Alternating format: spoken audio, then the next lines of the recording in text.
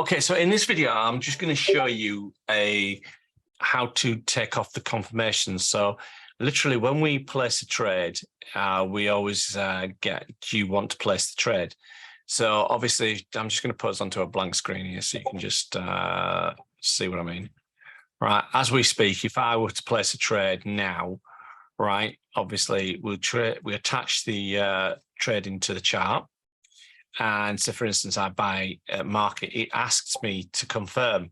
Now, obviously, every time I then do a modification to that, and I'm just going to place this in fact, I'm going to say no to this, and I'm just going to click use orders so that I can have my target set. So I've got my target set. So basically, when I do this, right, I can place the trade there, right?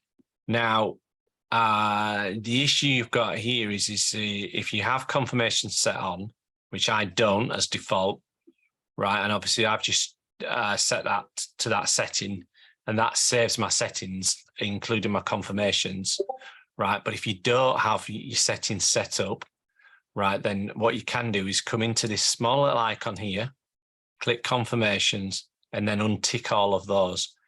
So now, as an example, if I've just ticked that just to show you what I mean, and obviously if I do buy, it then comes up. Yeah, so obviously in this instance, I'm going to say no, right? But obviously it does save it with your configuration. So literally, if you set your targets up and then you also set your confirmations and then click save configuration, right? And then type in your configuration, i.e. what I do is I name them.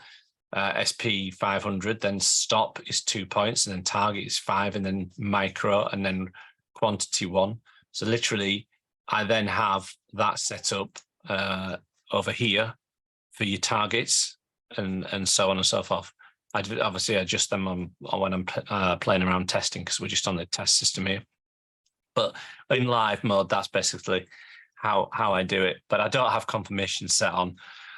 Obviously, yeah, if you do a buy here, I can then move my targets as and when I please. So obviously, if I want to, I don't really move my stops away from the trade. I.e., if I set a trade and it's 540 as my stop, I let myself get stopped out. I don't suddenly go, oh, let's make it wider. What I do is if the profit goes my way, then I will move my stop up like so. And obviously, that's how we take out confirmations. So I just thought I'd show you this in action. And obviously, again, it's just there, and then save configuration so that you don't need to do it every time you come in. Okie doke. Real short video just on how to stop confirmations.